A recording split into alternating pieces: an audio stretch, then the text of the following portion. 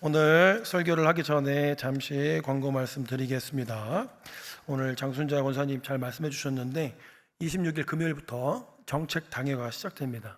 2026년도 한 해의 예산이나 조직이나 모든 것이 결정되는 행사인데 1박 2일 동안 다녀오기로 했는데 하나님의 깊은 간섭하심과 뜻이 있을 수 있도록 기도해 주시기 바랍니다. 또 한 가지는 같은 날 26일 금요일에 11시에 이곳에서 권사 기도회 개강 예배가 있습니다. 많은 참석을 부탁드립니다.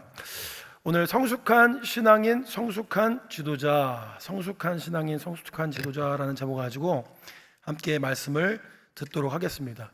책을 이렇게 성경을 펴시고요, 3장을 옆에다 왼쪽에다 걸쳐 놓으시고, 제가 나눠드린 유인물을 펴놓은 상태에서 설교를 들으시면 되겠습니다. 성경 공부식으로 진행이 되기 때문에 그걸 보시고 함께 따라오시면 되겠습니다.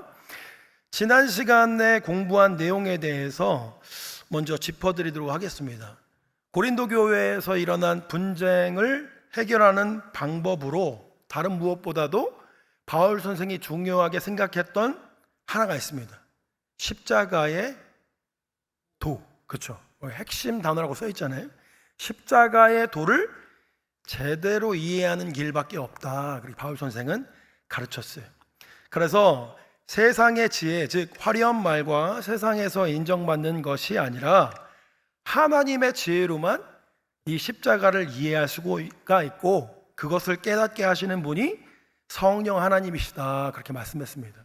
그래서 이 성령 하나님을 통해서 우리는 예수 그리스도의 정신, 즉 그분의 희생과 겸손의 정신을 깨달아 알 수가 있다, 그렇게 말씀한 것이 바로 저번 주에 담임 목사님이 말씀해 주신 고린도 전서 2장에 대한 내용이 되겠습니다. 그런데 왜 이런 말씀을 기록했느냐, 그 목적이 있습니다.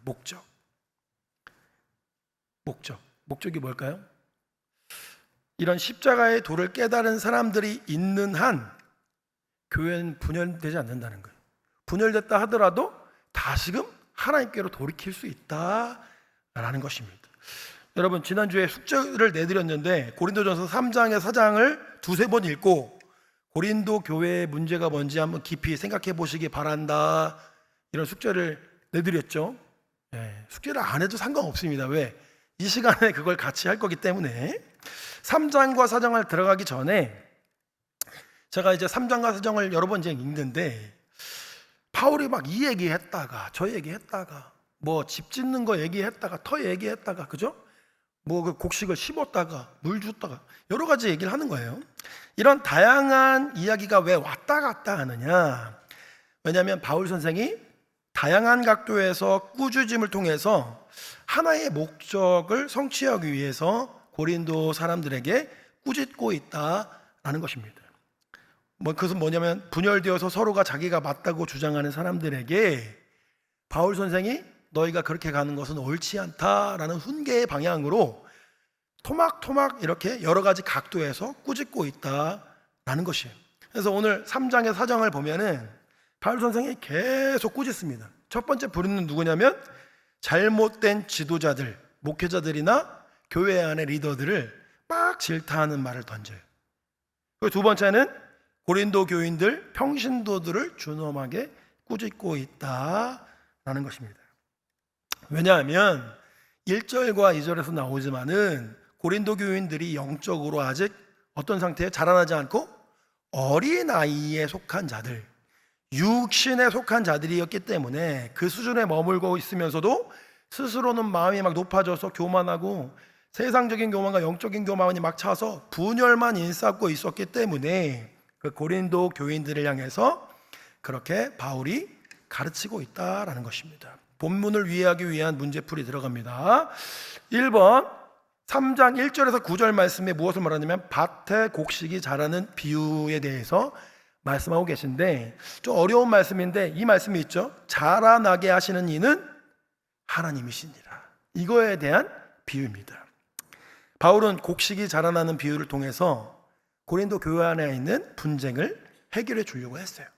1절에서 2절 말씀 앞에 화면을 보고 함께 읽겠습니다. 시작.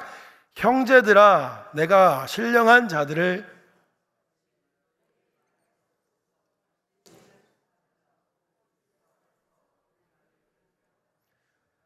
내가 너희를 젖으로 먹이고 밥으로 아니하였노니 이는 너희가 감당하지 못하였음이거니와 지금도 못하리라.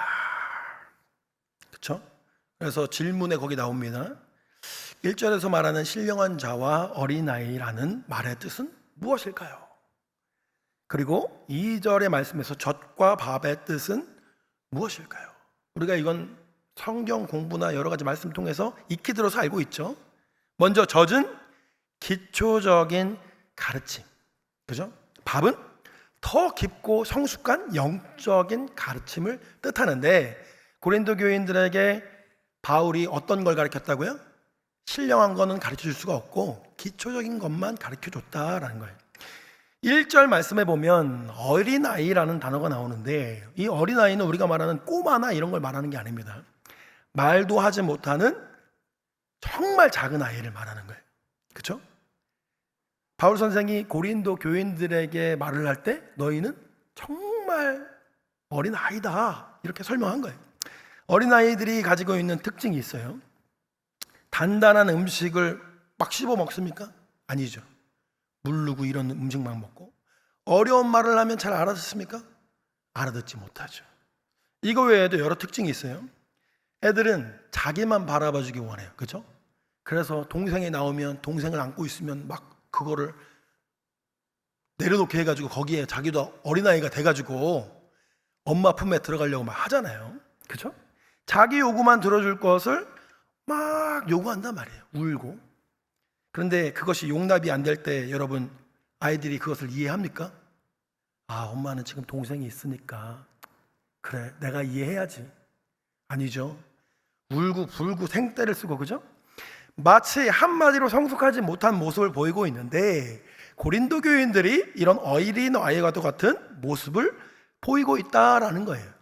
어린아이와 같은 모습을 보이고 있는 고린도인들에게 3절과 4절에서 어떤 문제가 생겼나 한번 찾아보기 바랍니다. 3절과 4절 말씀에 바울파와 아볼로파와 게바파와 그리스도파로 막 나눠져서 서로가 옳다고 그러고 서로를 막 비방하면서 싸우는 분쟁이 일어났다는 것을 이전 1장과 2장을 통해서도 유추할 수가 있다라는 것입니다. 6절에서 7절 말씀 함께 읽겠습니다. 시작. 나는 심었고 아볼로는 그런즉 심는 이나 물 주는 이는 아무것도 아니로되 왜 오직 자라게 하시는 이는 하나님뿐이니라. 되게 유명한 말씀이죠, 그렇죠? 바울이 하나님과 함께 동역하여서 곡식을 심었다라고 표현을 해요. 교회를 설립했다라는 의미입니다. 아볼로가 물을 주는 일을 했기 때문에 설립 이후에 성도들을 잘 양육한 거예요.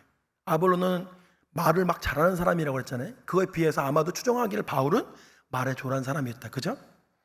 그런데 정작 잘하게 하시는 분은 누구라고요? 하나님이다. 첫 번째는 이것이 각각의 역할이 다르다라는 것을 1차적으로는 설명해 주고 있어요. 2차적으로는 어떤 설명 가지고 있냐? 본문에서 6절 말씀에 심었고 물을 주었으되 라는 말은 헬라어의 그 문법에 여러분 부정 과거형이라는 게 있어요. 뭐냐면 과거에 이미 종결된 상태. 심은 게 지금까지 계속 심어오고 있어요? 아니죠. 심은 것이 과거에 끝난 거예요. 아볼로가 물을 줬어요. 물을 지금도 주고 있어요? 과거에 끝난 거예요. 그런데 자라나게 하시는 분, 이것은 지금도 계속적으로 이 동작이 미완료로 계속 이어져 오고 있는 상태다라는 것을 바울은 이 헬라어를 통해서 명확하게 설명해 주고 계시다라는 거예요. 즉 일꾼이나 자신이나 그 업적은 어떻게 해요? 다 지나가지만 하나님의 역사는 언제까지나 계속된다라는 뜻입니다. 여러분 1층에 가보면은 기억의 공간이라고 있잖아요, 그렇죠? 1955년, 65년 쭉 사람들이 있는데 그분들 다 어디 있을까요? 교회를 심은 분이에요. 교회에 물을 주신 분이에요. 어디 갔을까요? 그것은 과거에 다 끝난 일이라는 거예요. 우리의 유한한 이 인생은 하나님 앞에서 영속적으로 무언가 해드릴 수가 없어요. 한 번 심으면 끝나는 거예요. 물 주면 끝나는 거예요. 그러나 그것을 자라나게 하시고 열매 맺게 하시는 분은 누구다? 하나님이시다 라는 거예요. 하나님이시다. 제가 우리 신촌교회에 와서 좀 서운한 말을 들었습니다. 목사님 여기 계시다가 언젠간 가실 거 아닙니까? 근데 여기에는 서운한 마음, 목사님이 좀 오래 계셨으면 좋겠는데 다들 가시고 담임으로 가시고, 그쵸? 그런 마음이 막 배어 있는 거는 느껴졌어요. 근데 한편으로는 인간으로서 좀 상처는 받는 거예요. 근데 여러분, 우리가 이 교회에 30년, 40년 봉사한다고 해서 여러분 1000년 만년 신촌교회 지킬 것 같습니까? 이 신촌교회 주인은 하나님이시다라는 거예요. 우리는 물을 주고 심는 것에서 그칠 수밖에 없지만 그것이 100년, 120년, 140년 이후에도 자라나게 하시는 분은 하나님이시다. 그래서 교회의 주인은 하나님이신 거예요. 자, 그래서 그 다음에 자신의 업적들은 다 지나가지만 하나님의 역사는 언제까지나 계속된다는 뜻에서 바울은 고린도 교인들을 가르치고 있다라는 것입니다. 3장 10절에서 17절에는 참된 터에 집을 짓는 비유에 대해서 말을 하고 있어요. 유명한 그 문장으로는 이 터는 곧 예수 그리스도라 이런 말씀이 나오잖아요. 바울은 이번에는 교회 지도자들을 꾸짖기 위해서 집 짓는 비유에 대해서 말합니다. 간단히 말하자면 겉모습은 그럴듯해 보이지만 속으로는 금이 가고 작은 충격에 시험에도 금방 무너지고 마는 엉터리 부실 공사를 절대 하지 말아라 이런 뜻이에요. 여러분, 부실 공사의 원인이 무엇입니까? 해야 할 것, 넣어야 할 자재, 반드시 치러야 될 공정을 건너뛰고 돈이나 시간이나 이런 걸 절약하기 위해서 그냥 대충 하게 될 때 부실 공사가 일어나게 되는 거예요. 겉으로 보이지 않지만 정말 중요한 집을 짓는 데 있어서 가장 중요한 기반이 뭐냐면 여러분 터를 다지는 거예요. 터를 다지는 거. 건축을 해보신 분은 아실 거예요. 터라는 것이 여러분 무슨 뜻이냐? 기초, 토대, 베이스, 뿌리라는 뜻을 가지고 있어요. 근데 우리 이 교회와 우리 공동체의 터가 어디에 세워졌다고요? 예수 그리스도 위에 세워져 있다. 여러분, 세계에서 가장 그 유명한 7성급 호텔 중에 하나인 여러분 두바이의 버즈 알 아랍이라는 호텔 여러분 아십니까? 버즈 알 아랍, 이렇게 돛대 모양으로 돼가지고 바다 위에 서 있는, 한 번은 여러분 사진으로 다 보셨을 거예요. 근데 여러분 7성급이라는 호텔 기준은 원래 없대요. 그냥 그 호텔에서 우리는 5성급 호텔보다 그 위에 있는 누구도 따라올 수 없는 호텔이다 해서 7성급 호텔이라고 자기가 주장한다고 하는데, 이 호텔이 여러분 모래 위에 지어져 있습니다. 바다 위에 모래를 채워가지고 그 위에 세워져 있는 호텔이에요. 어떻게 그렇게 온전하게 꼿꼿이 세워질 수 있느냐? 두 가지의 기술이 있는데, 첫 번째는 돈 모양의 그 호텔 그 외곽에 있는 것들이 풍량을 여러분 분산한다는 거예요. 바다에서 바람이 불어오면 한 번에 거치지 않고 여러 가지로 분산해서 바람을 견딜 수 있도록 해준다. 두 번째는 건물을 지지해줄 터를 아주 잘 닦았는데, 겉으로 볼 때는 모래 위에 지어져 있지만 그 아래에 250개의 콘크리트 말뚝이 수백 미터 아래에 박혀 있다는 거예요. 이게 터예요. 250개의 그 콘크리트 말뚝을 다 박아가지고 격벽을 세워서 그 위에 호텔을 세웠어요.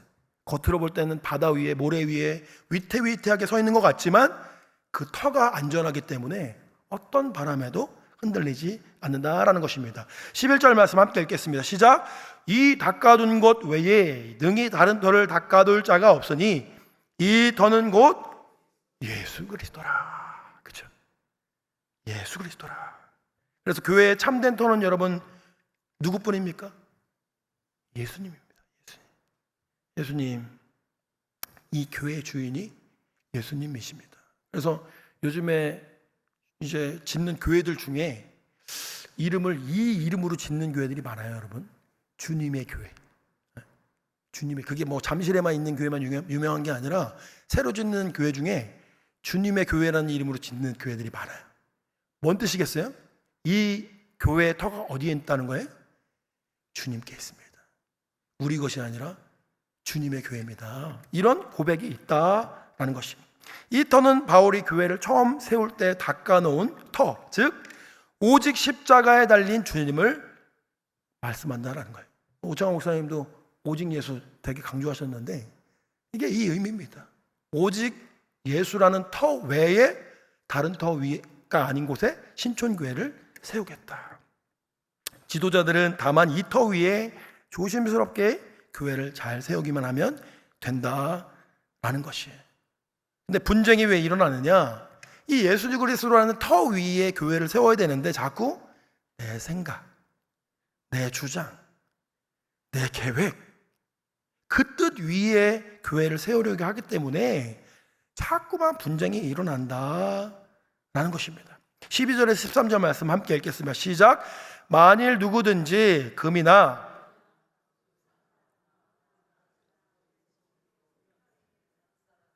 공적에 나타날 터인데 그 날이 공적을 밝히리니 이는 불로 나타내고 그 불이 각 사람의 공적이 어떠한 것을 시험할 것임이라. 그렇죠? 건축 재료에 대한 이야기를 쭉 하고 있어요. 12절에서 13절 말씀. 터도 중요하지만 건축 자재, 무엇으로 교회를 세우는지도 매우 중요하다라는 말입니다. 앞에 세 가지의 건축 자재가 나옵니다. 금하고 은과 보석이 나와요. 뒤에 세 가지가 나옵니다. 나무와 풀과 짚이 나와요. 그렇죠? 금과 은과 보석은 어때요? 어떤 특징을 가지고 있냐? 불에 타지 않고 어떤 상황과 환경에서도 쉬이 변하지 않는 그런 특징을 가지고 있다라는 것이. 환난이나 고난이나 우환이나 시험이 와도 변하지 않는 그 믿음의 자재를 가지고 교회를 만들었다는 거예요. 그래서 말씀에 근거한 하나님의 방법을 뜻하는데 이런 재료를 쓰면은 돈도 많이 들고 짓기가 매우 어려워요. 여러분, 보석을 세공해가지고 교회를 지려면 쉽겠어요? 어렵겠죠. 그렇죠? 근데 이거는 진짜 보석을 말하는 게 아닙니다. 그래서 성 베드로 성당에 가보면 진귀한 막 금이랑 이런 걸로 다 교회를 세워놨는데 이건 믿음의 방법을 말해요. 하나님의 뜻과 하나님의 방법을 말한다는 것이. 뒤에 세 가지 나무, 풀, 짚은 불에 쉽게 타버리는 재료들로서 인간적인 것들을 뜻한다라는 거예요. 아주 빠르고 쉽게 지을 수 있지만 어려움이 왔을 때 다 타버리는 거. 그래서 여러분, 아기 돼지 삼형제 이야기 여러분 아시죠? 애들한테 이렇게 들려주시고 하셨죠? 아기 돼지 삼형제가 3개의 집을 짓잖아요. 네, 애들을 키워본 어머니만 끄덕끄덕 하시는데, 하나는 짚으로 집을 짓고 하나는 통나무로 집을 짓고 한 돼지는 벽돌로 집을 지어요. 근데 집을 짓는 그 수고와 시간이 벽돌이 제일 많이 걸리잖아요. 그냥 막 비웃고 조롱하고 쉽게 지으면 되는데 너는 왜 그렇게 고생하냐고.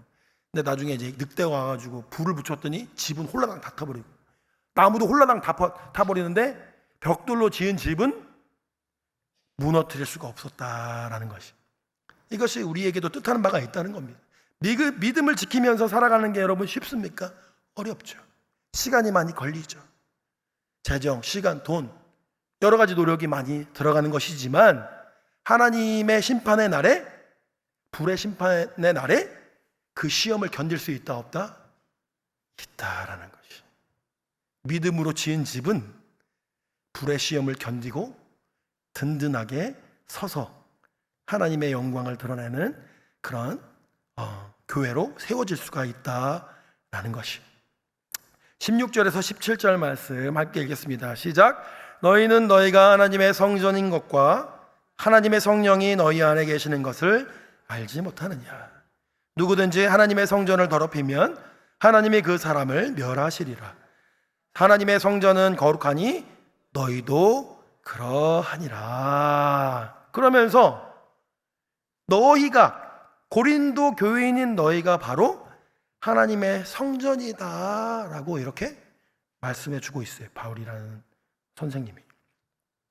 근데 우리가 너희가 하나님의 성전이다 라는 것을 보통에는 개인적으로 해석하는 경향이 많거든요. 아, 내가 하나님 성전이구나. 내가 하나님의 성전이지. 거룩하고 깨끗하게 살아야지. 근데 여기에서 지칭하는 건 여러분 단수가 아니라 복수예요. 너희 그 무리가 하나님의 성전이다. 지금은 신학적인 개념이 많이 우리가 생겨서 우리 모임이 하나님 성전이고 그래 거룩한 성도들의 모임이 교회지 다 알지만 그때 사람들이 이걸 알았겠어요? 어린아이 같은 고린도 교인들이 알았겠습니까? 몰랐죠. 그러니까 너희들의 모임이 성전인 것과 거룩한 성령이 너희 그 가운데 모임 가운데 계신 것을 왜 알지 못하느냐. 그렇기 때문에 함께 모였을 때에 말과 행동과 개인적인 주장을 할 때에 더더욱 조심하라 라는 말씀인 거예요. 더더욱 조심해라. 우리가 왜 집에서 TV 보다가 뭐가 생각나서 교회 일이나 이런 거 생각나서 좀 이렇게 짜증이 날 수도 있고 말이 함부로 나올 수 있잖아요. 그런데 거룩한 공동체에 와서 하는 거는 더더욱 조심하라는 거예요. 왜? 그 모임이 하나님의 거룩한 성전이기 때문에. 17절에 이렇게 말씀하고 있어요. 그 성전을 더럽히면 하나님께서 반드시 심판하신다, 멸하신다, 보응하신다. 아주 무서운 말씀이잖아요. 그렇기 때문에 현대의 교회에서도 우리가 이 교회 공동체 안에서 모여서 하는 말에 있어서는 하나님이 이곳 가운데 함께 계시기도 하지만 우리가 성전이기 때문에 훨씬 더 조심을 해서 발언을 해야 된다라는 것입니다. 세 번째로 18절부터 23절까지 말씀은 사람을 자랑하지 말라 말씀합니다. 그 부흥하는 교회와 쇠퇴하는 교회라고 하는 그 목회 데이터 연구소에서 만들어준 책이 있어요. 설문조사를 해가지고 부흥하는 교회 많이 이렇게 조사를 하고 쇠퇴하는 교회를 이렇게 무리지어서 조사를 했더니 어떤 특징이 있다는 거예요. 거기서 제가 착안한 거는 되게 눈에 들어온 건 뭐였냐면 쇠퇴하는 교회는 교회 리더들에게 책임을 전가하며 반대로 부흥하는 교회는 성도가 그 빈자리를 메워주더라라는 게 제가 깨달은 바예요.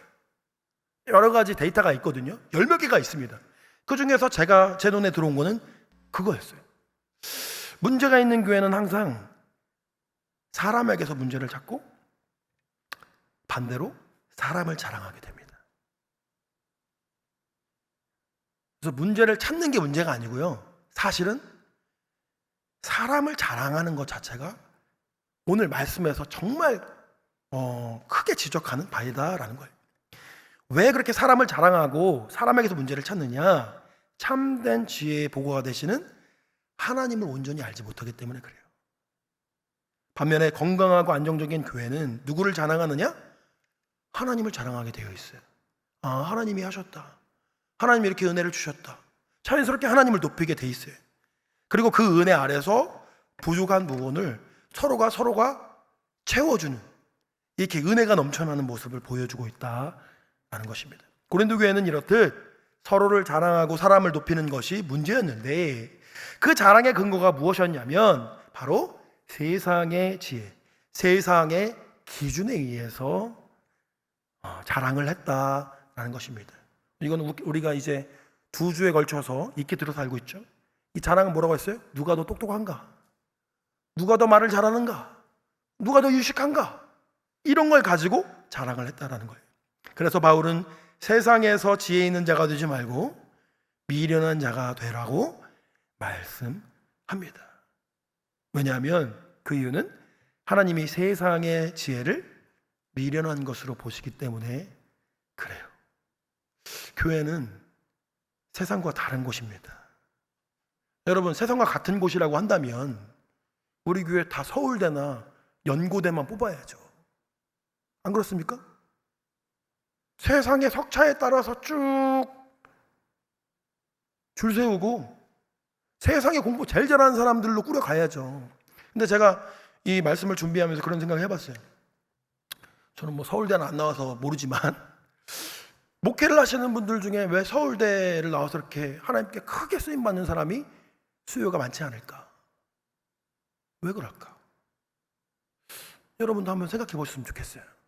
하나님의 기준과 쓰시는 방법이 세상과 다르기 때문에 그래요. 성경이 말하잖아요. 세상의 지혜 있는 자가 하나님 앞에서 미련한 자라고. 미련한 자라고. 자, 21절에서 23절 말씀 함께 읽겠습니다. 시작. 그런즉 누구든지 사람을 자랑하지 말라. 만물이 다 너희 것임이라. 바울이나 아볼로나 게바나 세계나 생명이나 사망이나 지금 것이나 장래 것이나 다 너희의 것이요 너희는 그리스도의 것이요 그리스도는 하나님의 것이니라. 그렇죠? 다 하나님의 것이에요. 그러므로 우리는 사람을 자랑하지 말아야 합니다. 결국 바울은 교회당 안에 당파가 생기는 것이 하나님이 아닌 사람을 자랑하기 때문이라고 주장하고 있어요. 사람을 드러내고 사람을 높이고 사람을 자랑하는 이유는 우리가 하나님의 기준과 지혜보다 세상의 기준을 의지하고 있기 때문이다라는 것입니다. 우리 여러분께 이렇게 질문을 드립니다.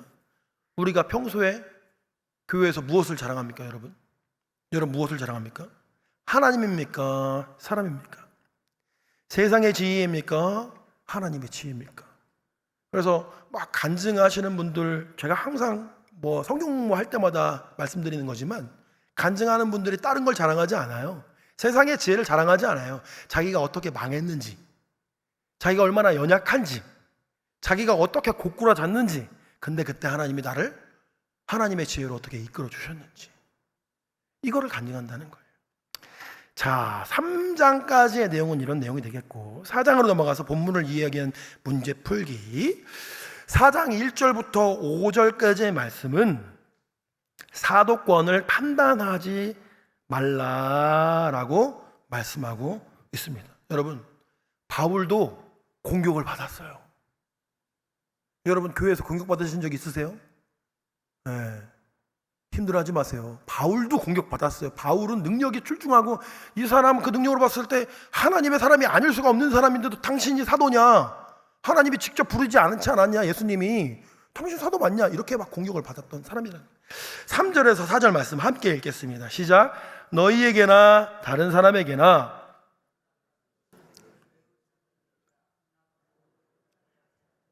내가 자책할 아무것도 깨닫지 못하나 이로 말미암아 의롭다함을 얻지 못하노라.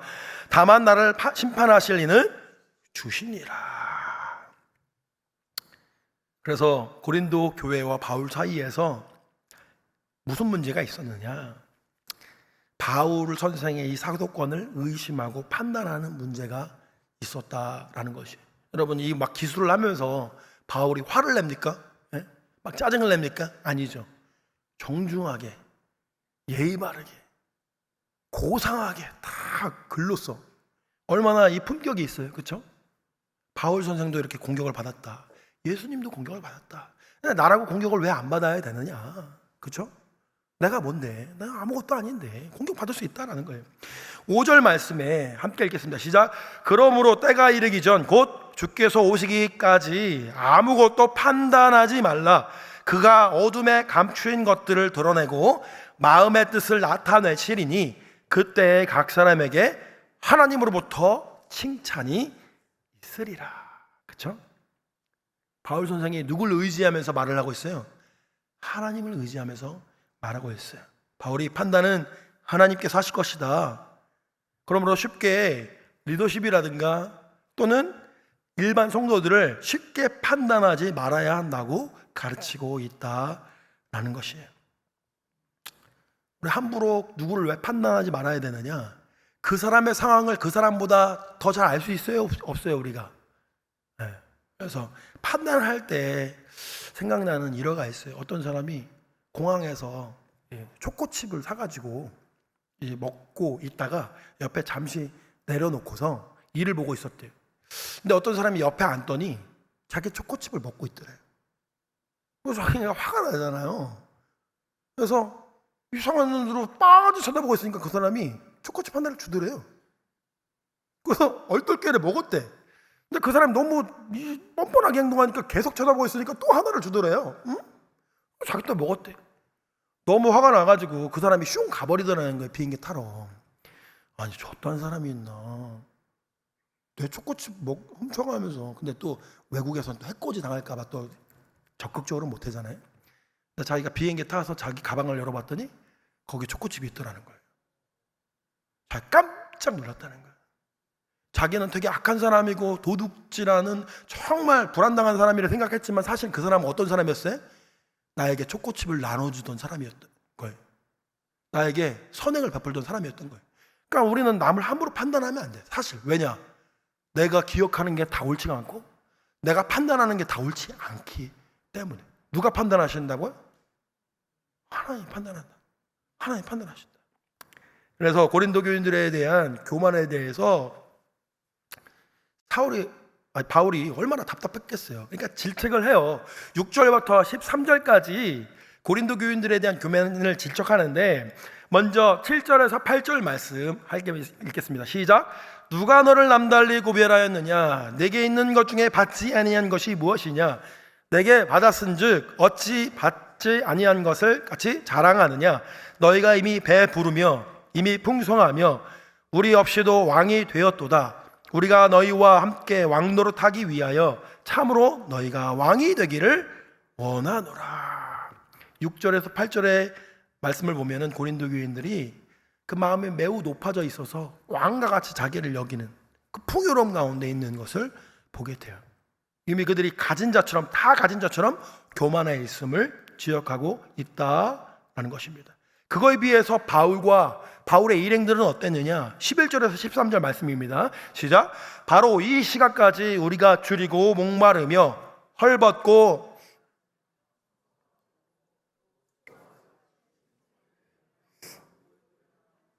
축복하고 박해를 받은즉 참고 비방받은즉 권면하니 우리가 지금까지 세상의 더러운 것과 만물의 찌꺼기 같이 되었도다.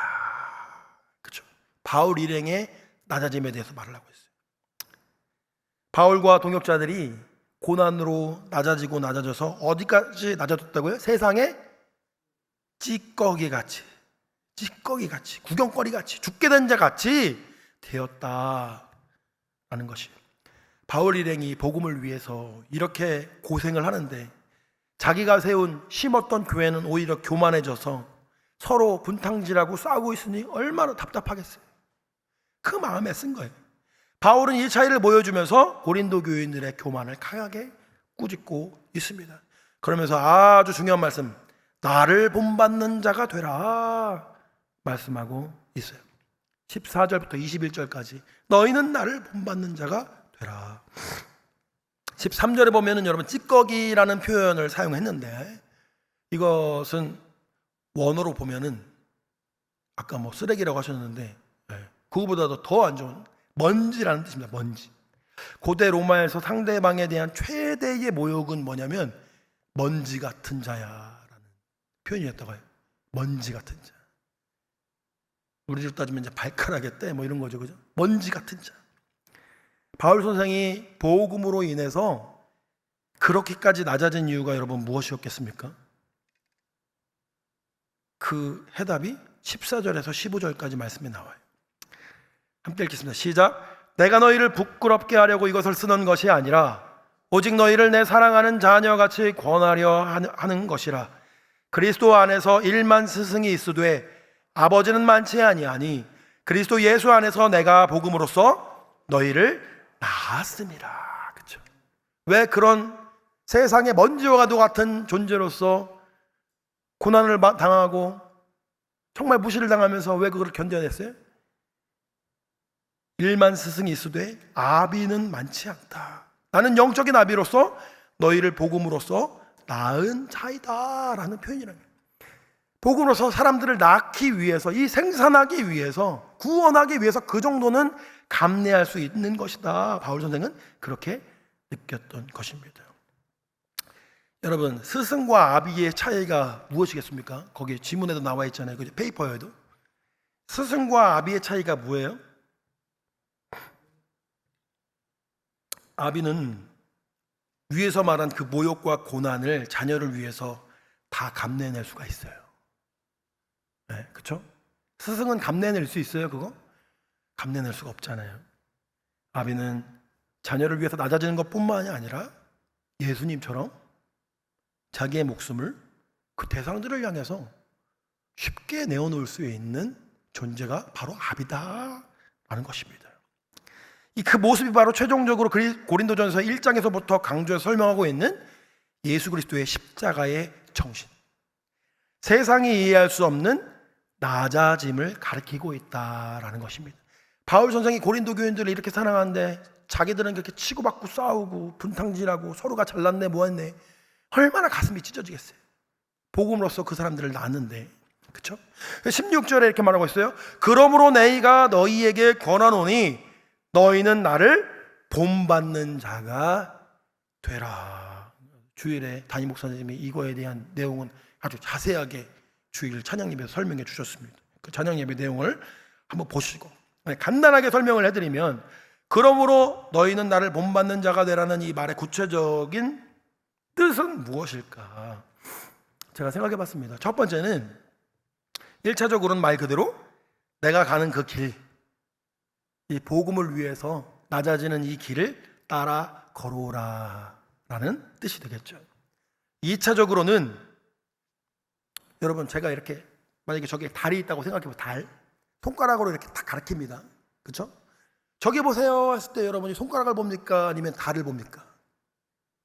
그렇죠? 바울이라는 선생은 그냥 손가락에 불과한 거예요. 바울이라는 사도가 완벽한 사람이 아니에요. 그렇죠? 그래서 여러 가지 정말 인간적으로 막 화도 내고 또 막 싸워서 관계도 막 절단이 나고 하잖아요. 그런데 바울이 지칭하고 있었던 분은 누구예요? 달이신 예수 그리스도를 상징한다는 거예요. 나를 본받는 자가 되라는 것은 내가 내 삶이 전적으로 지칭하고 있는 그 예수 그리스도를 따라 닮는 삶을 살아라 라는 뜻이 숨겨져 있다라는 것입니다. 그러면서 바울은 마지막 두 가지를 안전장치로 놓으면서 말씀을 마치고 있어요. 17절에 나는 가장 믿을 만한 제자 디모데를 너희에게 보낼 것이다 라고 말합니다. 그가 가서 내가 가르친 것들을 다 일깨워 줄 것이다. 디모데는 바울의 신복이에요. 신복. 그죠? 보내서 그렇게 할 거다. 또 하나는 19절에 보면은 가까운 시일 내에 직접 자신이 고린도 교회를 할 수 있으면 방문하겠다고 경고하고 있습니다. 가서 무슨 일을 하겠냐? 필요하다면 직접 가서 책망하고 교만한 자들의 말이 아니라 능력을 내가 직접 체크해 보겠다.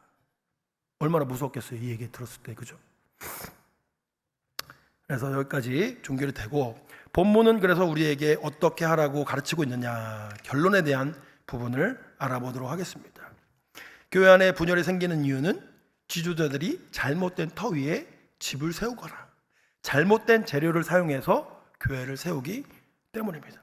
그리고 또 평신도들은 세상적인 기준으로 사람을 따르기 때문에, 사람을 자랑하기 때문에 우리 교회에 문제가 생기고 우리 교회도 이런 문제로부터 100% 자유롭지 못하다라는 것이에요. 그래서 본문을 가지고 교회 지도자들과 평신도들에게 적용할 수가 있는데, 먼저는 교회 지도자들에게 적용할 수 있는 건 목회자나 평신도 지도자들을 다 포함하는 겁니다. 포함하는 거. 첫째, 자기 자신이 아닌 하나님께만 영광을 돌리는 사역을 해야 합니다. 나오죠, 그죠? 제 손가락이 비유를 들려드렸잖아요, 그죠? 우리는 손가락에 불과해요. 손가락에 뭐가 묻었네. 손가락이 삐뚤어졌네. 삐뚤어졌죠. 인간이니까. 근데 손가락 가르쳐 있는 분이 예수님인가 아닌가가 중요하다는 겁니다. 그렇죠? 하나님께만 영광을 돌려드리는 사역을 해야 돼요. 나는 단지 동역자요 일꾼뿐이라는 의식을 가져야 돼요. 둘째, 양들이 잘못된 길로 갈 때에 과감하게 꾸짖는 자세가 필요합니다. 네, 여러분, 사람이 듣기에 좋은 말을 하는 것과 사람이 듣기에 거북한 말을 하는 것 중에 어떤 게 더 쉬워요? 거북한 말 하는 거 우리 자녀들한테도 쉽지가 않잖아요, 사실은. 그렇죠? 어린 자녀들한테도 하기가 쉽지 않은 말인데, 그렇죠? 그런데 과감하게 꾸짖을 수가 있어야 돼요. 그렇죠? 왜냐하면 그것이 영혼을 살리는 이야기이기 때문에. 참된 친구가 여러분 쓴소리를 합니다. 주변에 설탕 말림 소리, 내가 잘못되든지 뭐든지 그냥 잘하고 있어 라고 말하는 친구는 진짜 친구가 아니에요. 너 그렇게 하면 안 돼. 너 그렇게 하면 인생 망해. 너 제대로 가야 돼. 이 참된 친구가 되어야 된다라는 겁니다. 셋째, 무엇보다도 지도자는 스승이 아니라 아비의 자세를 가져야 합니다. 그래서 성도들을 향해서, 평신도들을 향해서 정말 이 아래로부터 나오는 사랑의 마음을 가져야 돼요. 또 자신 있게 나를 본받으라 말할 수 있는 언행의 일치의 자세가 필요하다라는 것입니다. 다음으로 평신도들은 첫째, 우리는 하나님의 집이며 거룩한 성전이라는 사실을 기억해야 돼요. 우리가 하나님의 거룩한 성전이에요. 그래서 우리가 모임 가운데 있을 때에 항상 말하는 것에 있어서 조심하고, 그리고 그리스도의 터 위에 세워져 있다는 걸 기억하면서 일치를 위해서 힘써야 합니다. 일치를 위해서 힘써야 돼요. 분열이 아니라. 둘째, 어린아이 육에 속한 자의 신앙에서 성숙한 자의 신앙으로 계속해서 자라가야 합니다. 근데 우리가 어느 순간부터 신앙이 성장하지 못하고 그 자리에 머물러 있는 걸 보게 돼요. 조금씩이라도 성장을 해야 돼요. 한 단계 한 단계. 셋째, 사람이 아닌 하나님을 따라야 합니다.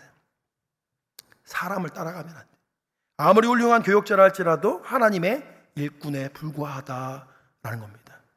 사람을 의지하면 사람에게 실망하거나 혹은 교회 내에서 반드시 분열을 일으키게 되어 있어요. 교회의 주인은 하나님이시다. 넷째, 교회에서 스스로 높아지려 하고 대접받으려 하지 말아야 합니다. 이런 자세를 가지면 하나님이 그를 낮추시는데, 반대로 우리가 스스로를 낮추기 시작할 때 결국 하나님께서 우리를 높여주신다, 성경은 말씀하고 있다라는 것입니다. 여기까지 해서 여러분 잘 오셨습니다. 7페이지 이거 지금 A4를 지금 읽어드렸는데 너무 잘 오셨습니다. 숙제 마지막으로 이제 해드리고 기도하고 마칠 텐데, 다음 주까지 고린도전서 5장을 두세 번 읽어오시기 바랍니다. 그리고 특별히 고린도 교인들의 문제, 음행에 대해서 좀 집중해서 보시고, 고린도 교인들의 음행은 어떤 모습으로 나타났으며 이에 대한 바울 선생의 처방은 어땠는지에 대해서 여러분 숙제를 해오시면 되겠습니다. 숙제를 안 해오셔도 혼나지는 않습니다. 네, 오늘 잠시 제가 기도하고 우리 찬양하면서 하나님 앞에 나아가도록 하겠습니다. 하나님, 우리 모두는 다 죄인입니다. 우리 손가락이 굽어 있고 손가락이 더러울지라도 우리가 가르치고 있는 분이 예수님이 되게 하여 주셔서 모든 교인들이 그 예수님을 따라서 한 걸음 한 걸음 정진하며 나아갈 때 우리 신촌교회를 통해서 하나님 영광 받아 주실 줄을 믿습니다. 우리 인생 가운데 일하여 주시고 찾아와 주시고 만나 주시는 우리 교회의 터가 되어 주시는 예수님을 의지함으로 이 시간 기도함으로 나아가기 원하오니 주님, 우리의 삶 가운데 찾아오셔서 주의 능력으로 우리를 다시금 일으켜 세워주시며 힘주시고 능력 주시는 귀한 시간 될 수 있도록 이 시간 함께해 주시옵소서. 우리를 사랑하시는 예수님의 이름으로 기도드립니다. 아멘.